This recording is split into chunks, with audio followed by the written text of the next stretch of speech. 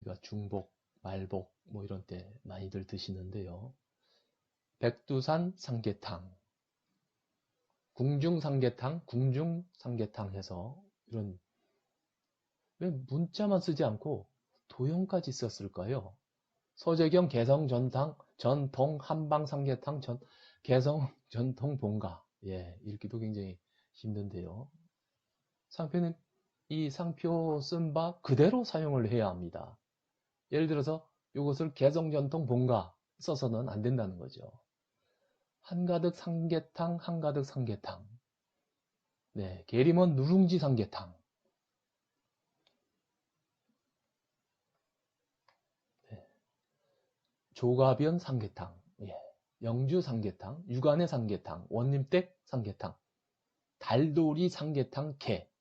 예, 재밌게 그려놨는데요. 그 대신 또 거절된 명품 자동 삼계탕 32년 전통의 명가 명품 엄나무 삼계탕. 예, 캐치프레이즈처럼 좀 길죠. 네. 선비천 삼계탕, 후백제 삼계탕, 용감한 삼계탕, 약조금 한방 삼계탕, 이가 항아리 삼계탕. 어떤 건 등록이 됐는데 똑같은 삼계탕이라도 어떤 것은 등록을 받지 못한 경우가 되어 있습니다. 그럼 등록 받을 수 없는 상표에 대해서 한번 알아보겠습니다. 원칙적으로 상품의 보통 명칭인 상표에 대해서는 등록 받을 수 없다. 그래서 예를 들자면 청바지 특정인에게 주어서는 안 되겠죠. 요구르트, 홍어. 자, 그런데 유심히 한번 보세요. 더원 카메트 카도 심지어 등록을 받았네요. 현대커머셜 고비카. 보통 명칭인 상표에 등록을 받을 수 없다고 했는데 유심히 보면 도형의 특이성이 있겠죠. 네, 카로도 읽을 수 있고 안에 자동차가 들어있죠. 네. 그리고 청바지 안 된다고 했는데 총맞은 청바지. 의류 분류가 아닙니다. 25류. 바람난 청바지 25류. 청바지 공인중개사. 네. 다음은 상품의 관용적인 명칭인 상표. 정종, 인단. 예, 인단 한번 보시면 상품 분류 5류, 10류로 해서 인단을 일본 업체가, 일본 기업이 등록을 받아서 꾸준히 사용을 하고 있습니다. 한국 업체 고려 운단 주식회사에서는 고려 금립3인단, 고려 인단으로 해서 이렇게 등록을 받은 바 있습니다. 예, 여하튼 정종, 인단, 텍스, 깡에 대해서는 관용적인 상표다 해서 우리가 등록을 받을 수 없는 상표로 하고, 상품의 성질을 표시하는 산지, 품질, 용도, 원재료, 효능, 시기 등을 표시해서는 등록을 받을 수 없다는 원칙이 있습니다. 나이스, 딜럭스, 품질, 보증, 뭐 이런 경우에는 양복에 대해서 성질을 표시하겠죠. 현저한 지리적 명칭만으로 된 상표, 대한민국 도시군 등의 명칭, 관광지, 한라산, 불국사, 현충사. 예, 두 번째, 등록을 받을 수 없는 상표. 흔한 성, 명칭으로 된 상표. 김씨, 박씨. 박씨 걸 하나 해줬으면 다른 박씨들은 화내겠죠. 상사, 협회, 사장, 총장. 간단하고 흔한 표장으로 된 상표. 나, SS, 12, LG. 두 자 이하의 외국 문자. LG는 받았네요. 네. 12. 두 자릿수 이하의 숫자. 간단하고 흔한 표장인데 12 받았나요? 네. 우선 9서부터 한번 12 이하의 숫자인데요. 9, 3류, 14류, 18류, 25류 해서 받았는데요. 자, 유세히 자세히 보시면 네. 이게 9로 이렇게 읽혀지십니까? 예, 두 번째도 등록을 받았는데요. 색채를 적절히 배합한 도형상표로 받았습니다. 나인골드. 이것도 가만히 보면 구자가 표시가 있죠? 네.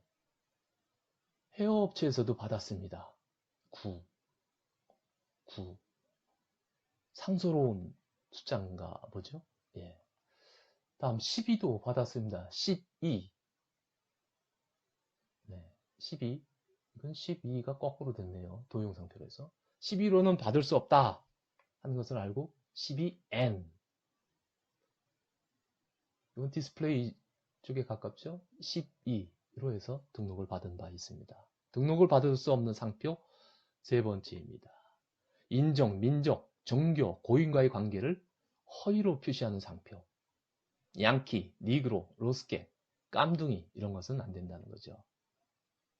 공익단체의 표장으로 구성된 상표. YMCA, 보이스카우트, YWCA. 그럼 YMCA가 YMCA 쓰는 건 안 된다고요? 아닙니다. YMCA, 그 협회에서 쓰는 것은 가능한 상표입니다. 공공의 질서에 반하는 상표, 거래 질서를 문란하는 상표, 성적 흥분이나 수치심을 유발하는 상표에 대해서는 공공의 질서에 반하는 상표에서 등록을 받을 수가 없습니다. 우리나라는 동방예의지국이죠. 박람회 표장으로 된 상표, 박람회의 상장, 상표의 형상과 모양과 동일한 혹은 유사한 상표. 예, 등록받을 수 없는 상표 네 번째입니다. 저명한 타인의 명칭으로 된 상표. 박찬호, 이승엽 안 되죠. 그런데 김태희로 해서 25류로 받은 바 있습니다. 김태희 송국수? 네, 김태희 씨가 출연을 했네요. 받았습니다. 자, 강호동 가능할까요? 부셔 먹는 강호동의 라면 팍팍 고소한 맛. 네, 등록받았죠. 강호동 천하 678. 678이 강호동과 연계된 사업으로 알고 있습니다. 강호동 천하. 베토벤의 경우에는 가능할까요?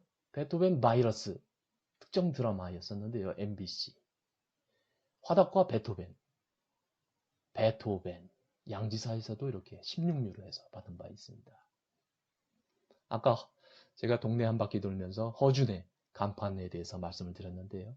허준의 동의보감, 식이요법, 허동식으로 해서 이렇게 받았고요.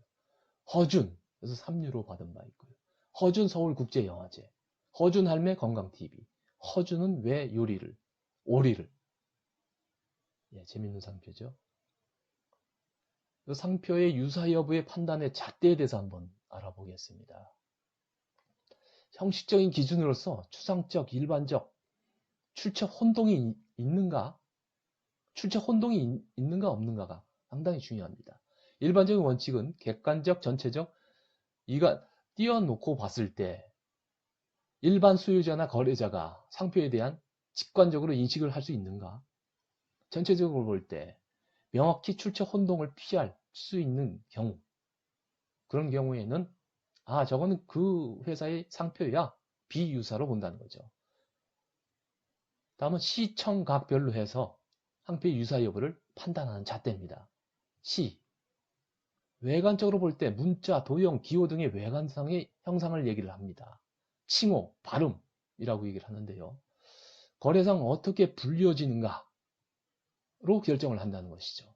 두음, 잠접변도 고려합니다. 유씨나 류씨나 이런 같이 어두가 강한 발음, 영어식 발음. 다음엔 각으로서 관념, 일반 소유자의 거래상의 관념, 조언은 관념이 없다고 본다. 직관적으로 깨닫고 객관적으로 관찰하고 전체적 분리 요부를 관찰을 하게 됩니다. 따르릉이 가능할까요? 따르릉 경동나비엔에서 11류로 해서 소리상표로 해서도 이렇게 진짜 장수 돌침대는 별이 땡땡개입니다. 땡땡 돌침대 별이 땡땡개. 예, 이런 그 소리상표로 해서 35류로 장수산업에 대해서 소리상표를 등록받았습니다. 따르릉. 상표 출처가 혼동시에 고려사항으로서는 당해 상품을 둘러싼 일반적 거래 실정을 고려합니다. 시장의 성질, 고객층의 재산이나 지식 정도. 다이슨은 고객층이 굉장히 그 상위 클래스야. 차디스는 좀 저층에서 많이 쓰고 있지. 전문가인지 여부, 연령, 성별, 20대가 쓰는 상품이야. 50대, 60대가 쓰는 상품이야. 당해 상품의 속성, 거래 방법, 거래 장소, 고장 수리의 사후 보장 여부, 상표의 사용 상황, 상표의 주지, 정도, 소유자의 일상, 언어 생활 등을 종합적, 전체적으로 고려를 하게 됩니다. 주지 저명한 경우에는 상품의 용도, 판매 거래의 상황을 고려를 하게 됩니다. 예, 감사합니다. 이상 IP 매거나 델리사 정연용이었습니다. 유튜브 창에 정연용 구독을 꾹 눌러주시면 더욱 감사하겠습니다. 질문은 sevenbestnaver.com, sevenbestnaver.com으로 해주시기 바랍니다. 감사합니다.